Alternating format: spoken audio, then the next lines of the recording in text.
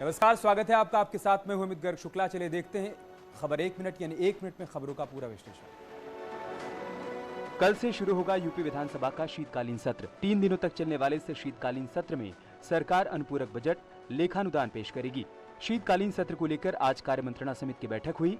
जो विधानसभा सत्र है वो निर्धारित 3 दिन का है और उसके अंदर जो कल से चलेगा उसके अंदर जो अनुपूरक बजट लाने की बात चल रही है और उसके साथ साथ वोट ऑन अकाउंट की भी हो सकता है और इसमें कुछ ऑर्डिनेंसेस हैं। इसके बाद विधानसभा अध्यक्ष हृदय नारायण दीक्षित ने सर्वदलीय बैठक बुलाई, जिसमें सत्र को सुचारू रूप से चलाने को लेकर चर्चा की गई। आपको बता दें कि शीतकालीन सत्र 15, 16 और 17 दिसंबर तक चलेगा। उत्तर प्रदेश विधानसभा के सत्र की तैयारियां पूरी हो गई हैं।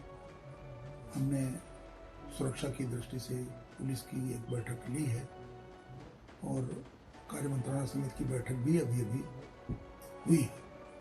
उस बैठक में हम लोगों ने कल का एजेंडा तय किया है।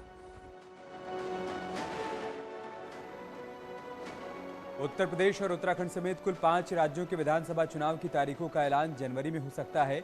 जनवरी के दूसरे हफ्ते में 4 अन्य राज्यों के साथ तारीखों का ऐलान हो सकता है, जिसके बाद फरवरी या फिर मार्च में चुनाव हो सकते हैं। हालांकि उत्तराखंड में तो एक ही चरण में चुनाव की संभावना है, लेकिन यूपी या फिर अन्य राज्यों में ज्यादा चरणों में चुनाव हो सकते हैं। कल से चुनाव आयोग राज्यों का दौरा करेगा। बीजेपी शासित राज्यों के मुख्यमंत्री वाराणसी के बाद कल अयोध्या के दौरे पर रहेंगे। कल सुबह सभी मुख्यमंत्री अयोध्या पहुंचेंगे, जहां वो होटल पंचशील में रुकेंगे। उसके बाद रामलला, हनुमानगढ़ी समेत अयोध्या के तमाम मंदिरों में दर्शन करेंगे। उनके साथ प्रदेश के मुखिया सीएम योगी आदित्यनाथ भी मौजूद रहेंगे। मुख्यमंत्रियों के दौरे को देखते हुए प्रशासन ने सभी तैयारियां पूरी कर ली हैं। भाजपा शासित प्रदेशों के मुख्यमंत्री के अयोध्या आगमन के मद्देनजर यहां पर आप देख सकते हैं नए घाट पर इस तरीके की होर्डिंग लगाई गई है। एक होर्डिंग में भगवान राम विराजमान रामलला की पूरे परिवार के साथ, चारों भाइयों के साथ तस्वीरें हैं और उस पर लिखा हुआ है आस्था का केंद्र और मर्यादा पुरुषोत्तम श्री भगवान राम की पावन नगरी अयोध्या में पधारे सभी महान भागों का स्वागत है। कुछ इसी तरीके जो मुख्यमंत्री अयोध्या रहे उनके स्वागत अभिनंदन के लिए तमाम होर्डिंगें पूरे शहर में लगी हुई हैं। ये मुख्यमंत्री कल सुबह अयोध्या पहुंच जाएंगे। ऐसे में जो तैयारियां हैं वो प्रशासनिक स्तर पर बहुत तेजी के साथ शुरू कर दी गई हैं। अयोध्या से न्यूज़ 18 के लिए निमिष गोस्वामी। बीजेपी शासित राज्यों के सभी मुख्यमंत्री चंदौली पहुंचे। उनके साथ बीजेपी के राष्ट्रीय अध्यक्ष जेपी नड्डा भी मौजूद थे। इस दौरान पंडित दीनदयाल स्मारक पहुंचकर पुष्प समर्पित कर श्रद्धांजलि दी गई। कल बीजेपी के सभी सीएम अयोध्या जाएंगे, जहां रामलला के दर्शन करने का कार्यक्रम तय है। एक तरीके से सस्पेंस बना हुआ है, किस तरीके से उनकी संदेहास्पद स्थिति में उन्होंने उनका जीवन लीला समाप्त हुई, लेकिन हमारे करोड़ों कार्यकर्ता उनसे प्रेरणा लेते हैं और आज बहुत ही हम सबके लिए सौभाग्य की बात है कि हमारे 12 मुख्यमंत्री, 9 उप मुख्यमंत्री सभी ने आकर के स्मारक पर शीश झुकाया, नमन किया और उनसे प्रेरणा ली है। प्रधानमंत्री नरेंद्र मोदी अपने वाराणसी दौरे के दूसरे दिन उमराह पहुंचे, जहां पीएम मोदी ने महर्षि सदाफल देव विहंगम योग संस्थान के 98वें वार्षिकोत्सव को संबोधित किया। इस दौरान पीएम ने सदगुरु सदाफल देव को नमन किया। उन्होंने कहा कि महर्षि सदाफल देव का समाज के हित में बहुत योगदान है। इसके साथ ही पीएम ने कहा विकास के लिए स्वराज के साथ साथ सुशासन भी महत्वपूर्ण है। दोनों का रास्ता भारतीय ज्ञान, विज्ञान, जीवन शैली और पद्धतियों से ही निकलेगा। मैं जानता हूं विहंगम योग संस्थान वर्षों से इस विचार को आगे बढ़ा रहा है। आपका आदर्श वाक्य है गावो विश्वस्य मातरः। गौ माता के साथ इस संबंध को सुदृढ़ करने के लिए गोधन को हमारी ग्रामीण अर्थव्यवस्था का। इस दौरान पीएम नरेंद्र मोदी ने कहा कि काशी की ऊर्जा नित नया विस्तार लेती है।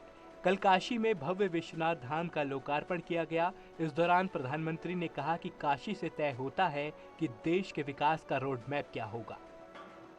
2019-20 की बात करें तो 2014-15 के मुकाबले में यहां आने वाले पर्यटकों की संख्या 2 गुनी हो गई है, डबल हो गई है। 2019-20 में कोरोना के कालखंड में अकेले बाबतपुर एयरपोर्ट से ही 30 लाख से ज्यादा यात्रियों का आना जाना हुआ है। इस बदलाव से काशी ने ये दिखाया है कि इच्छा शक्ति हो तो परिवर्तन आ सकता है। उमराह के स्वर वेद महामंदिर पहुंचे सीएम योगी ने प्रधानमंत्री मोदी की जमकर तारीफ की। सीएम ने कहा कि प्रधानमंत्री के प्रयासों से ही योग को विश्व में ख्याति मिली है, जिसकी वजह से भारत की सभ्यता और संस्कृति को देश दुनिया ने जाना। सब जानते हैं कि स्वरवेद प्राणों की विद्या है, प्राणायाम उसका एक भाग है और योग भी अपने आप में संपूर्ण विज्ञान है। योग को वैश्विक मान्यता 21 जून की तिथि को हम सब मनाते हैं। यह भी वैश्विक मान्यता मिली है प्रधानमंत्री मोदी जी के कारण, और वैश्विक मंच पर भारत की परंपरा और भारत की संस्कृति और भारत की सभ्यता को जो मान्यता आज प्राप्त हुई है, उस पर हर भारतवासी गौरवान्वित है, आह्लादित है। वाराणसी के बरेका गेस्ट हाउस में पीएम मोदी ने मुख्यमंत्रियों के साथ बैठक की। इस बैठक में बीजेपी शासित 12 राज्यों के मुख्यमंत्री शामिल हुए। बैठक में पीएम ने सभी मुख्यमंत्रियों को विकास का मंत्र दिया। करीब सुबह 10:30 बजे बरेका के प्रशासनिक भवन में बैठक हुई। जानकारी के मुताबिक प्रधानमंत्री ने अपने संबोधन में योगी सरकार की तारीफ की, तो वहीं सभी मुख्यमंत्रियों को नसीहत भी दी। योगी सरकार की तारीफ करते हुए पीएम मोदी ने कहा कि पक्के मन से अगर कोई काम किया जाए तो उसे पूरा होने से कोई नहीं रोक सकता। कोरोना के कारण ये बीच में ये क्रम थोड़ा अवरुद्ध हो गया था। अब फिर से ये क्रम शुरू हुआ है और आदरणीय प्रधानमंत्री जी इस कार्यक्रम में रहते हैं, तो उसमें हम लोग भारतीय जनता पार्टी द्वारा अपने मुख्यमंत्रियों के साथ मिलना और कार्यक्रमों के बारे में चर्चा करना। वाराणसी के बरेका गेस्ट हाउस में बीजेपी शासित 12 राज्यों के मुख्यमंत्रियों के साथ पीएम मोदी की बैठक हुई। बैठक में पीएम ने सभी मुख्यमंत्रियों को विकास का मंत्र दिया। इस बैठक में उत्तराखंड के मुख्यमंत्री पुष्कर सिंह धामी भी शामिल हुए। बैठक में भाग लेने के बाद बाहर निकले पुष्कर सिंह धामी ने कहा कि पीएम मोदी ने मुख्यमंत्रियों से राज्यों में चल रही योजनाओं को पूरा करने के साथ ही आने वाले चुनाव को लेकर चर्चा की। इसके साथ ही पीएम ने गुड गवर्नेंस की बात भी कही। बहुत अद्भुत है, अलौकिक है, और माननीय प्रधानमंत्री जी की जो धर्म और धार्मिक स्थानों को, संस्कृति को बढ़ाने के लिए एक उत्थान है। और केदारनाथ से यात्रा प्रारंभ हुई। माननीय प्रधानमंत्री जी ने केदारनाथपुरी का निर्माण कार्य, पुनर्निर्माण कार्य बहुत तेज गति से वहाँ पर चला है। एक भव्य केदारपुरी बन रही है, दिव्य केदारपुरी बन रही है, और काशी विश्वनाथ धाम का भी जो है बहुत तेजी से यहाँ पर भी जो है एक अलौकिक दृश्य यहाँ पर देखा हमने, जिस प्रकार का निर्माण कार्य यहाँ पर हो रहा है और हुआ है।